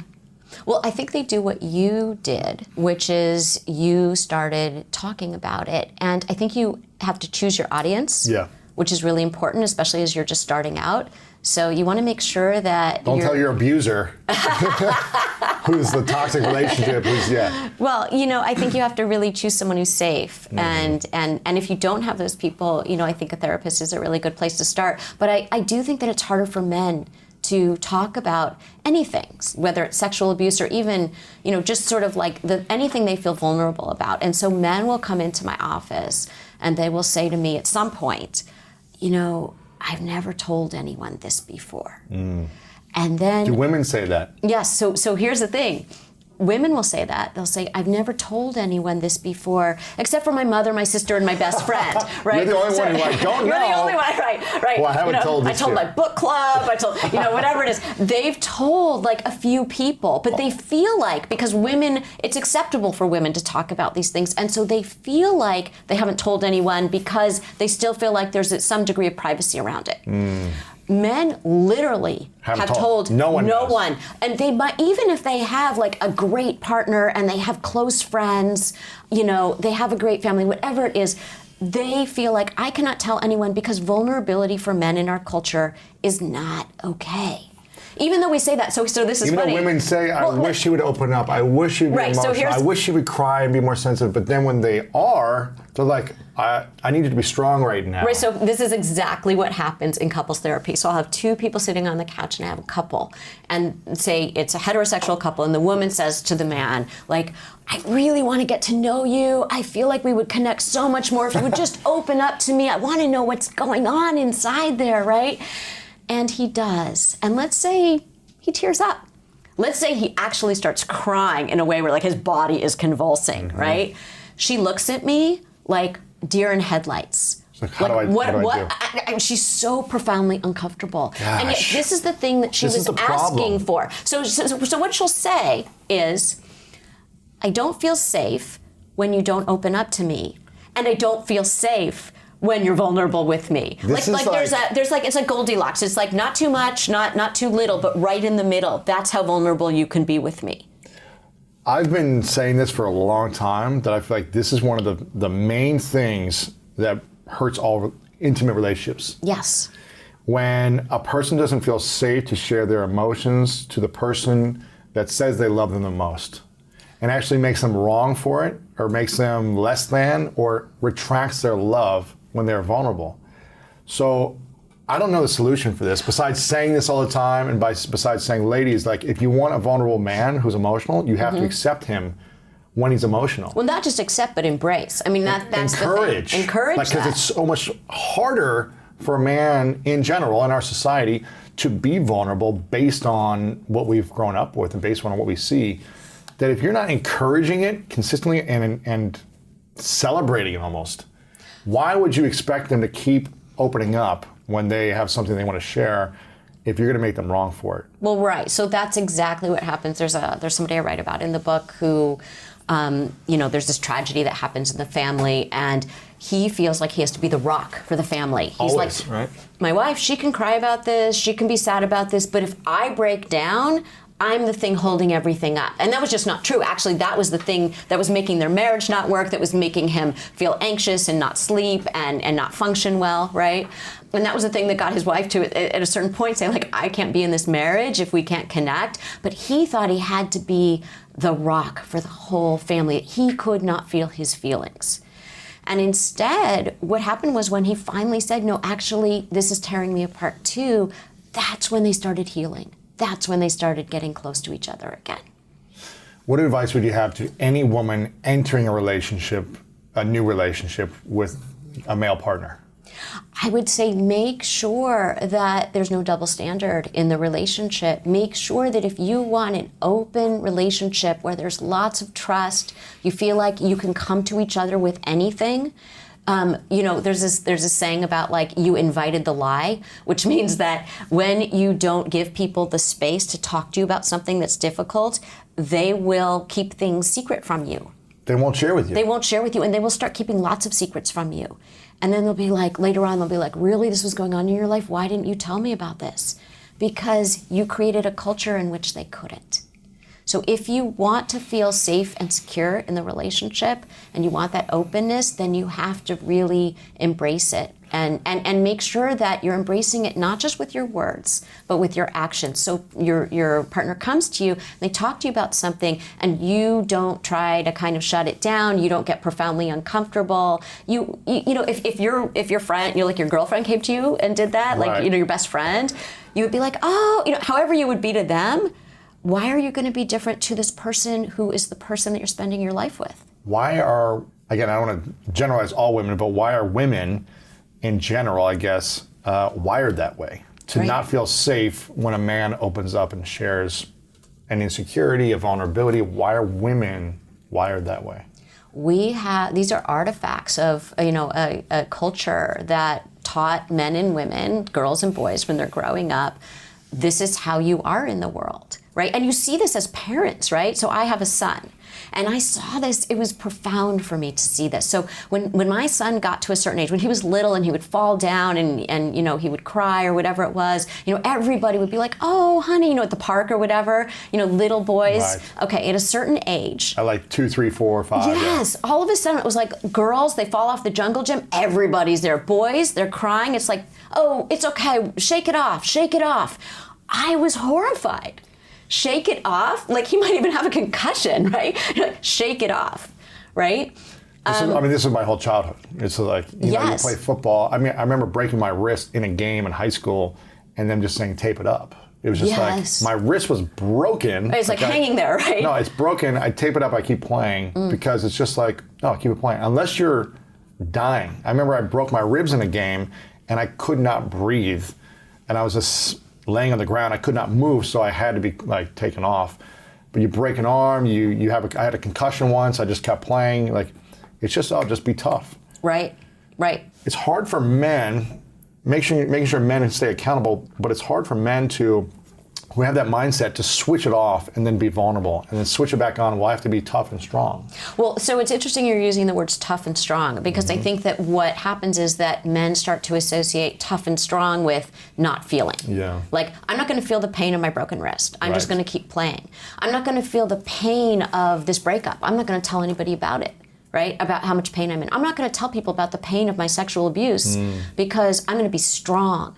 And what they don't realize is that strength is actually being able to talk about these things. So when people make the call to come to therapy, I'm looking not only for what's not working in someone's life and why they're there, I want to know why now, why this week or this month did they call? Because that to me is a sign of strength. And I'm looking for their strengths as much as what's not working. So they think, a lot of men think, and they'll say like, oh, I'm so embarrassed that I'm here. Women tend not to say that. Women are like, I'm so glad I'm here. I've been waiting to do this, right? So to them, it's a sign of strength that they came because they value their health in that way. Men are like, I can't let anybody know that I'm here, like it's a weakness. And I have to reframe it for them and say, no, the fact that you are here is a strength. That's why I think it's really cool that Michael Phelps is talking about Yes. therapy and talk Oh, and all space. these basketball players too. Kevin Love and all these people are talking Kevin Love. about DeMar DeRozan. Yeah. Yeah. I think it's really important for us to see models of men that we're inspired by. I didn't really see that growing up, of like a man that was going through challenges, that went to therapy or dealt with sexual abuse and talked about it openly. I never saw that model. So I just felt like, oh, I'm the only one dealing with this. This doesn't happen. But when I started to open up, it's crazy the amount of men that you mentioned, like men never share, even to a friend. Yeah. They never tell a soul, where a woman in general might share 3 friends before they come to the therapist and say they've never shared. Good women. They make their own money, they're independent, they're kind, they're compassionate, they're loving, they've got their own vision, but they're struggling in finding the right guy who will commit. What do you think is missing from those women? Or is this a timing thing? Maybe it's like, hey, you've been trying this for 8-10 years and you haven't found someone. Maybe it's still timing. Maybe they haven't showed up in your life yet. But if they're going on dates, they're doing these things and they still haven't been able to find a partner that feels like a good match, the right match, what's missing from them? Or is nothing missing? It's hard to say because, without knowing them individually, the issues can vary. I'll tell you what I've seen as common barriers for women. One of the most common, and they may not like hearing this, but one of the most common is a lacking of being in touch with their feminine side. And that only really plays a huge role depending on the type of man they desire. If they desire a very masculine man who has his stuff together, a guy who can be a leader, at least has those qualities, then not being in your feminine is going to work against you. You're going to come across more difficult. You're not going to come across as someone that's peaceful. And again, I think every man who has stuff going on for himself can say what he needs almost most importantly, or at least near the top, is peace. Every man needs peace. Oh man, I've been saying that my whole life. Peace. And so if he does not view you in that way, because again, you project more masculine energy, you project more resistance, more of a difficult nature, he's not gonna, you could be the most beautiful, amazing woman. It's like, and he may want to sleep with you, but he's not gonna want to take you serious or marry you. So that can be one problem. Another thing can be timing. It's a lot of times is we have to understand everything doesn't happen tomorrow. There is a process to this. But in that timing, what's important is that you don't drag on with the wrong men. Yes. A lot of women reduce their time or reduce their window of opportunity staying with the wrong guys, dating even the wrong guys. So it doesn't have to be a committed relationship. It could just be you're dating and getting to know each other, but you knew after a couple days that he wasn't it. And yet you're still letting it continue. And even though you're not fully committed in this relationship as an official boyfriend-girlfriend, you're emotionally invested. And your ability to now be available to someone else is severely hindered. So you're not going to be able to meet that great guy, or that great guy may come across you, hear that you're dating this guy and say, I'm not even going to bother with that. Yeah. And so that hurts you. So timing is it, but you have to make sure you're leaving yourself available. Here's a question. Do we stay in relationships longer when we haven't fully healed the past? Hell yes. Absolutely. I'll probably raise my hand here for pretty much every past relationship where I have known at different levels, like something's not right, something's off. Okay, let's work on it. Let's try to make it work. Still things are off. It's like you have a knowing inside, and sometimes you try to force it to make it work. And I'm as one to blame as anyone here. And what I realized is like, oh, I haven't fully healed certain things. And it's why I've stayed in the past in relationships much longer than I probably should have. Mm-hmm. But I was afraid. I was afraid of hurting someone. I was afraid of hurting myself. I was afraid of whatever. Yeah. And when I started to learn that, like, this is something you talked about over and over, that the healing process is the key process to build a foundation for the potential for a great relationship, for something to flourish. Yes. You want to have, the dream is to have a rainforest of an environment in your relationship where things can grow, things can flourish. There's green trees around you, there's waterfalls, not an environment of a desert where things go to die in the relationship. Yes. And I don't think we can truly allow things to grow if we don't learn to heal. And that's something that you taught me years ago, and you teach so many people around the world this. But if people don't even think they need to heal something, how do they do it? They can't. There's no way. You can't overcome an obstacle you don't believe exists. Right. It's like, I'm fine, I got this. Nah, I've dealt with this stuff in the past. Like, that was me. Exactly. And so the problem is most people don't heal until they hit a wall, until something, knocks them on their behind, and now they have to see things differently and accept the issues that they've been holding on to. But also, I think the problem for a lot of individuals is they're not healed and they're in environments with people who haven't healed either. And now those unhealed people are going to validate your issues. They're going to validate your unwillingness to face those things. This is so hard because, whatever, guy friends, girlfriends, whoever you are, and you lean on people and say, this person did this, and they validate you and say, leave them.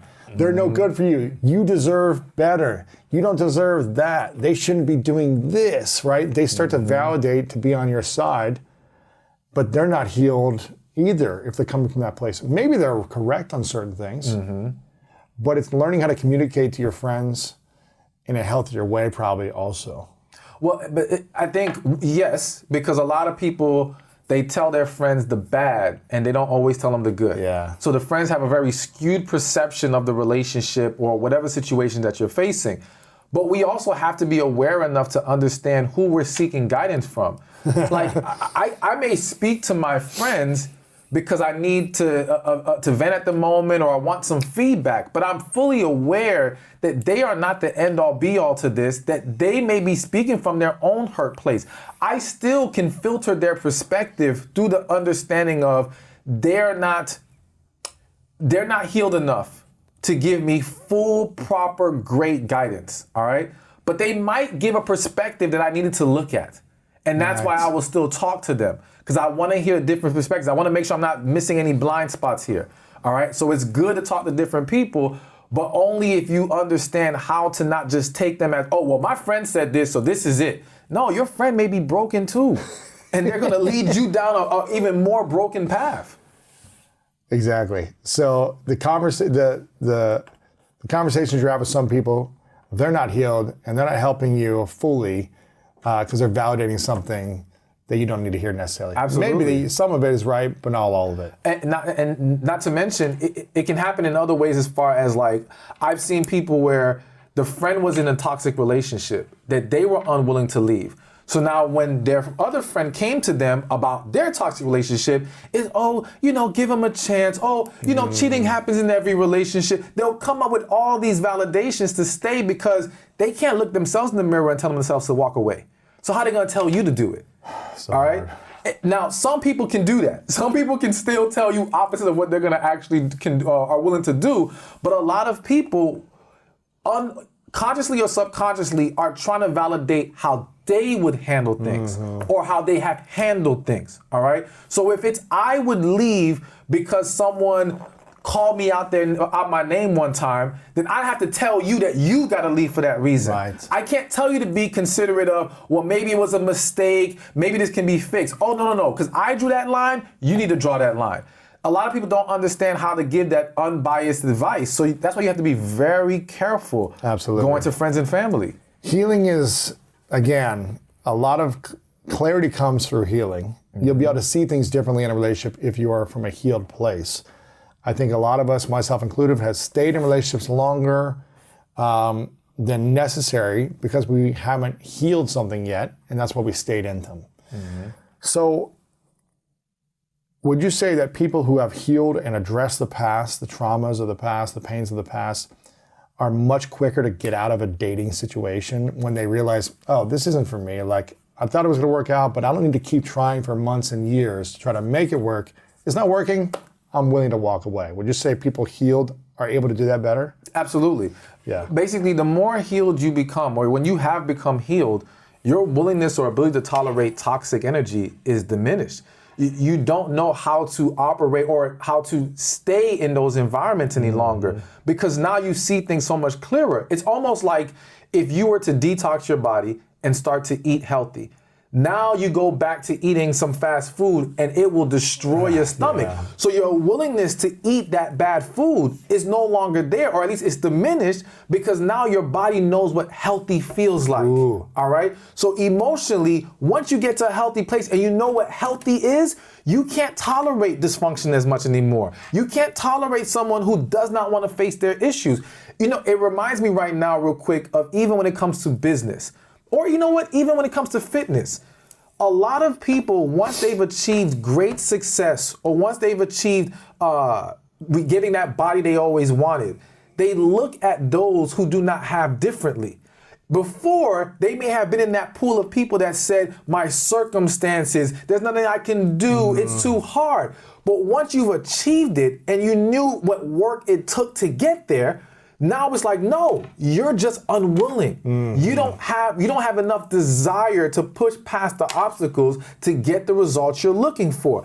And so again, when you become healthy, your willingness to tolerate this person just can't get past their issues. It's like, no, because I got past mine. Right. I know Right, what it right. takes. I know you can get there if you're willing. But so many are not willing. Let's say you got in a relationship, you got married, you've been committed for a while, and neither of you have healed. But then one of you decides, you know what, this isn't working. I gotta heal the pain from the past. They go on that journey, they get relief, they find peace in their heart, they're not triggered, whatever it is. They've started and have continually been on the healing process. But the other person continues to be in their own traumatic past experiences. What if they're not willing to heal? Would you recommend, is that relationship able to work still? Are you able to find ways to say, well, we still love each other and we have a lot of chemistry and connection most of the time? What would you say about that? If the other person's unwilling to heal? I hate to say this, but I have to be honest, Yeah. all right? I can never encourage someone to remain in a toxic situation, all right? I do think that we can take an approach that says, let's see if we can work this out. Let's give them a little bit of grace here. And the main thing is, can we achieve progress? All right. Rome isn't built in a day. And if we've been behaving or we've been tolerating this dysfunction for so many years, we can't expect it to be perfect tomorrow. But are you willing to at least start to walk on that path and make progress? Though I don't want to encourage divorce, I cannot feel comfortable telling people to stay trapped in a marriage with someone who doesn't want to face their issues. Right. If you have freed yourself from that, you have healed, they've got to be willing to make a move. And here's the problem. People are afraid to heal, or people are afraid to face the issues that requires them to heal, all right? Because you have to, it's like, I remember a quote, I'm probably saying it wrong. To heal, you have to face the pain, or you have to dive into the pain, something like that, all right? So people understand it's painful to go and revisit your past. It's painful to let those emotions you've suppressed all these years come back out.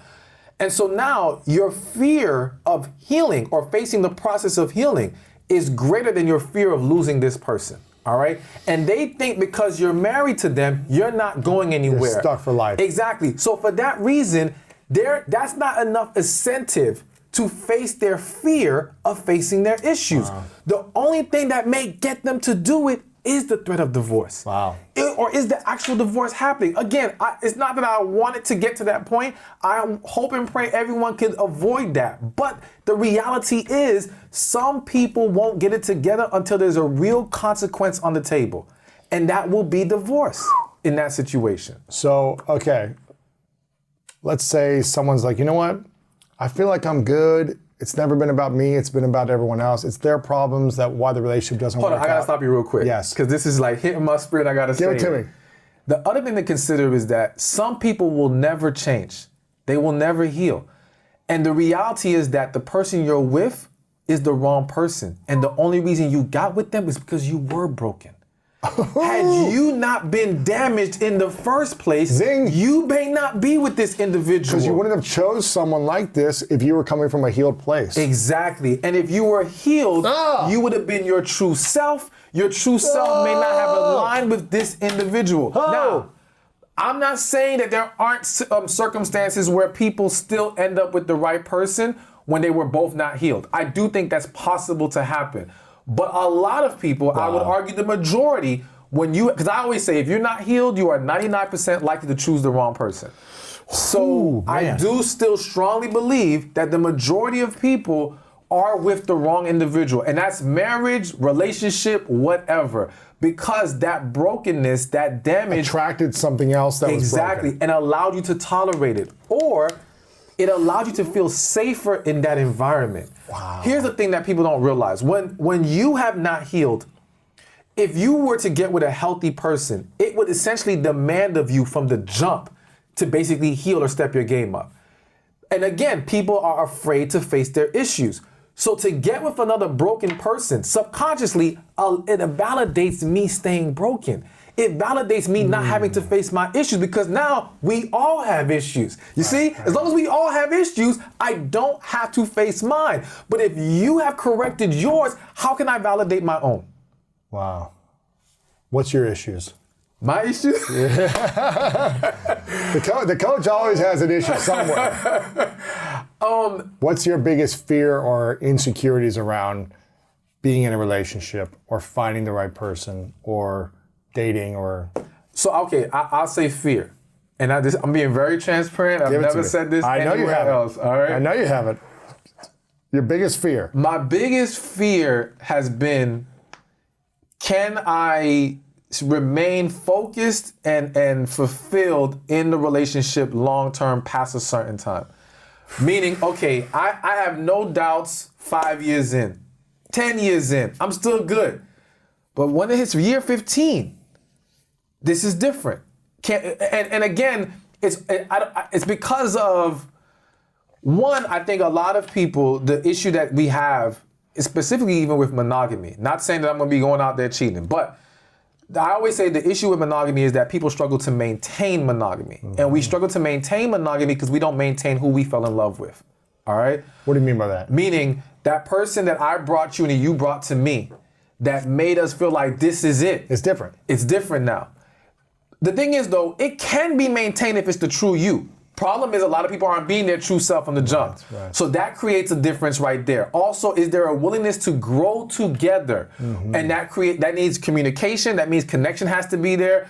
A lot of people have not gotten with that person they have a connection with. So this is where, for me, there's fear, but there's peace in knowing that I do believe if I'm willing to do my part to maintain who she falls in love with, all right?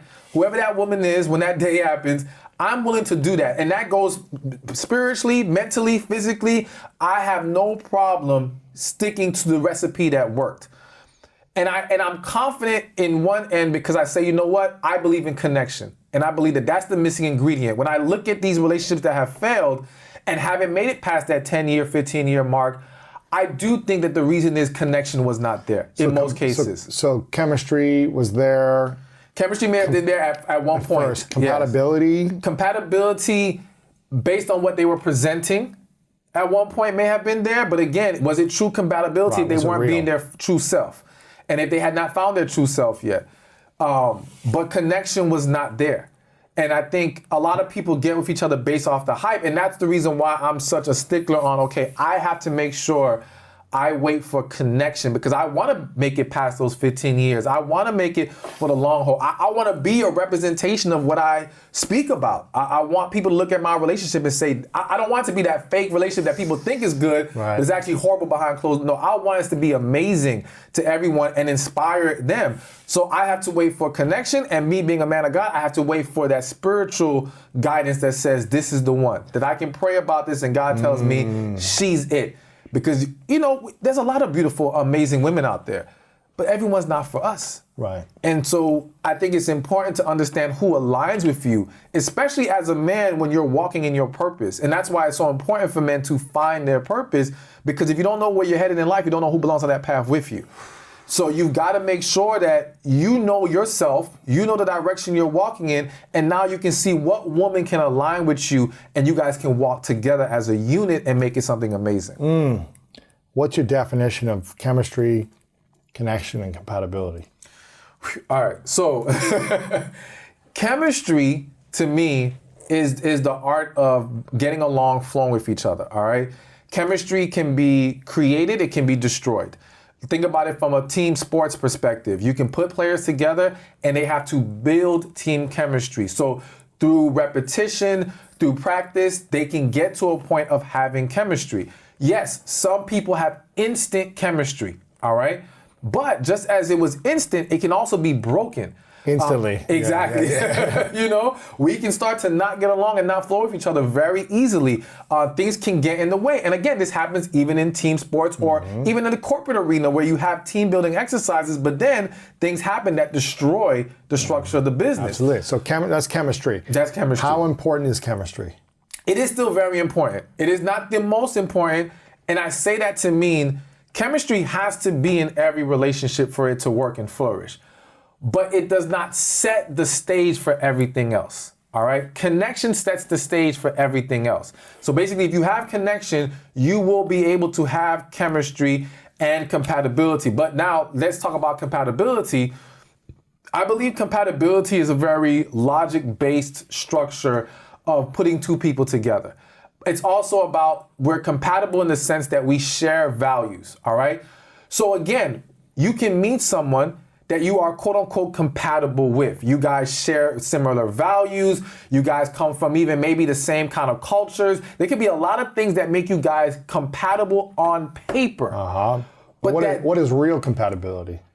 Well, to me, that is real compatibility, Okay. so to speak, is that yes, you guys on paper are a good fit, all right? And you guys should work. But again, without connection, it won't matter. So I would argue that a lot of marriages, let's even talk about arranged marriages, some of them were built on compatibility. Well, this person came from the right family, so we like this. They have a good job, they have a good education, they would be a good fit here. They share the same values. But when those two people are really alone with each other, it doesn't always hit, which is why if you go on an online dating site, it can match two people together that are compatible on paper. Interesting. But in person, it doesn't always play out the same. Because what is missing? The chemistry, or more importantly, the connection. And sometimes we might be tricked. Oh, we feel this spark of chemistry, but you may not have connection. Is that true? Absolutely. Absolutely. So you might say, oh, we're compatible on paper, everything, we have the same values, we want the same things for our life and marriage and kids and where our family's going to be. We have compatibility. We have chemistry. There's some type of spark here. I feel like, ooh, there's a little something down here that makes me feel and like we get special. along and we know how to flow with each Wow, other. It's amazing.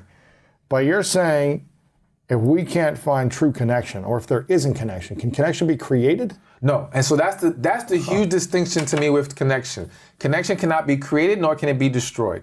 It's either there or it's not. Wow. There's nothing you can do to build connection. You can build a stronger bond.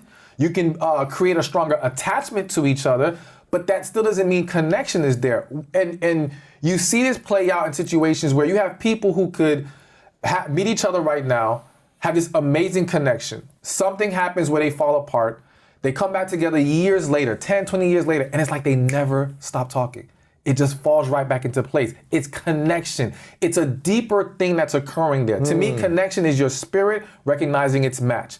It is something that is happening beneath the surface, all right? Which is why many people who have felt connection, you can't always explain it. Connection does not always line up with the logic of compatibility. It's not always, oh, well, it makes sense because of this. No. It's just there. You just feel something with this person. You feel drawn to them. It's so much deeper than anything you've ever felt. And consider this. You can be compatible with tons of people. You can have chemistry with tons of people. You do not feel connection with a bunch of people. Period. If we were to survey people who have felt a connection in their life, you'd be lucky to find many who can say 2 times. Wow. The majority will say it's a one-time occurrence that has happened to them. All right? And being able to have that again, it's very difficult. Now, I don't want anyone listening to be discouraged if they did not end up with the person they had a connection with. I'm not saying it's impossible for it to happen a second time, but I will say that if you surveyed people, you would have a hard time finding that many people that said it happened twice. Before we continue this video, make sure to subscribe below and turn on the notification bell right now so you don't miss out on these great videos every single day.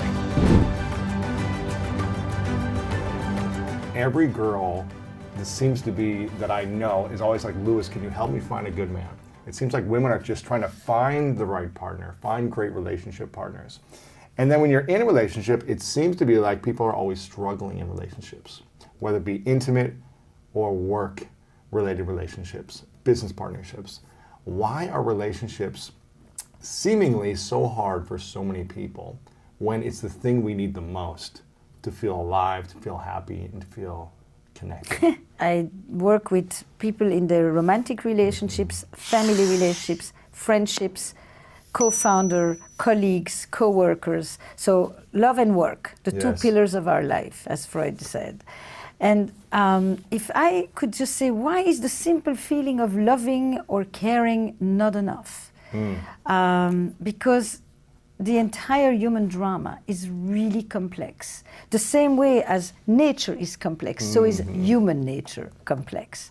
And I've spent my whole career studying what is changing in relationships. You know, why are they more complicated today? Are they more painful today? You know, have our expectations changed? And that I have answers to. I don't have answers to why is it so, why, you know, but I do know. Is it more complicated now, relationships, than 50 or 100 years ago? Yes, absolutely. Why is that? Why? For a very simple reason. For a long time, we live, and we still in many parts of the world, live in traditional societies where relationships are clearly codified. There are clear rules, there are roles, there are obligations. There's a tight structure from which you can't get out, but it tells you clearly who you are, where you belong, where you're rooted, and what's expected of you. And you don't have too much questions about whose career matters more, and who's going to wake up to feed the baby, and who has a right to demand for sex, and what. And every husband knows exactly what they can ask from their wife, and the wife knows exactly what she should not tell her husband, and children know their place, and adults can all interact. All of this was super regulated. You know exactly that on Sunday you go to visit your family, and that you have to call your grandma, and nobody had. And you go to church, or you go to any other religious institution where you go to pray, to be with the community, etc.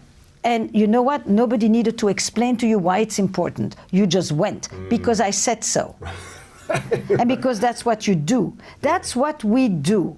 And that's what we don't do, because what will the neighbors say? And there is a community that looks over you all the time, and the streets are narrow like that, and everybody knows what's going on in the neighbor's house. Right now, your best friends could be breaking up and you didn't even see it coming. Nobody knows what goes on in the neighbor's house. That's where Should We Begin became, I think, so powerful. It gave you back a sense of what actually goes on in other people's lives, so that you're not alone wondering, am I the only one who's going through all of this? This tight structure of our society has moved into what we call today network societies. Network societies is not tight knots, it's loose ends.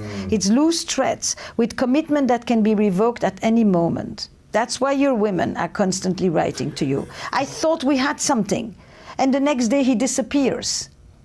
I thought we had developed a sense of trust.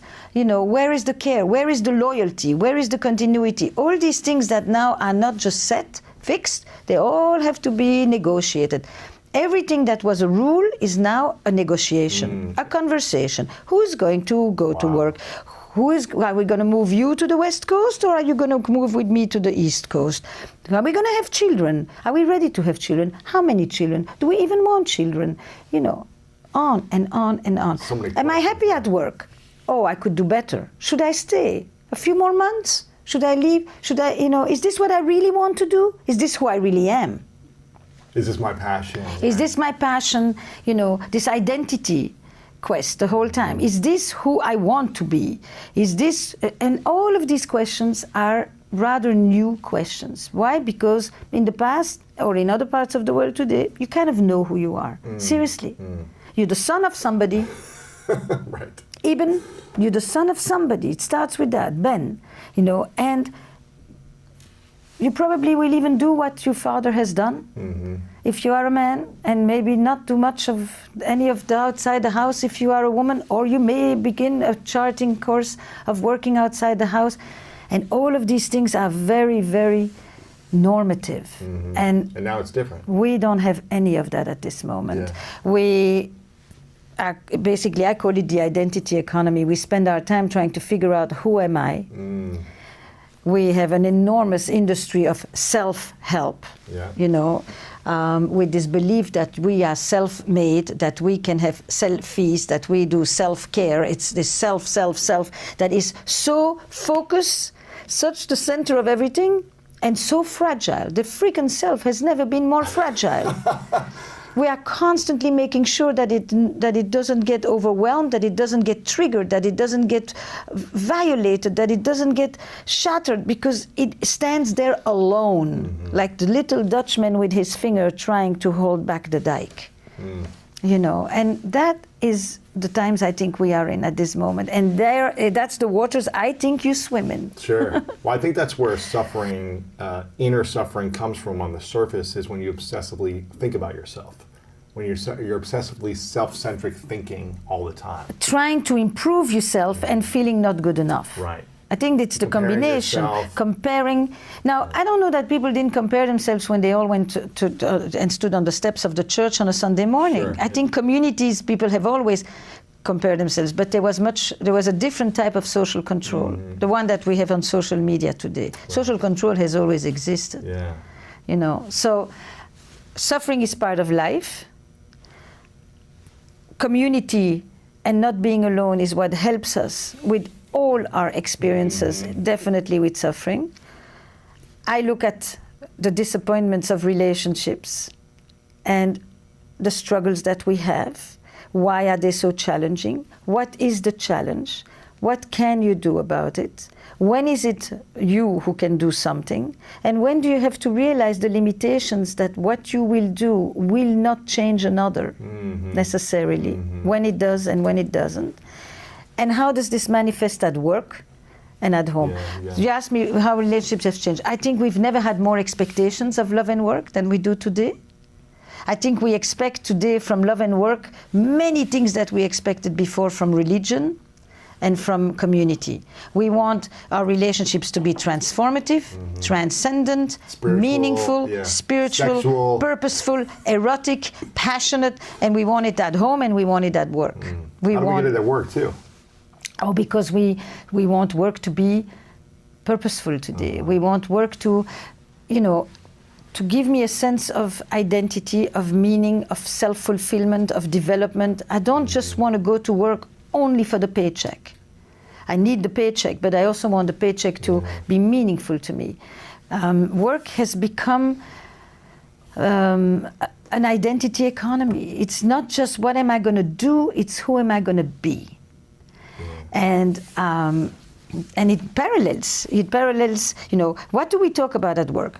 Transparency, belonging, authenticity, trust, psychological safety. I mean, when did the entire emotional vocabulary enter the workplace to such a degree that soft skills, what they used to be called, which are emotional and social skills, relational skills, which used to be seen as feminine skills.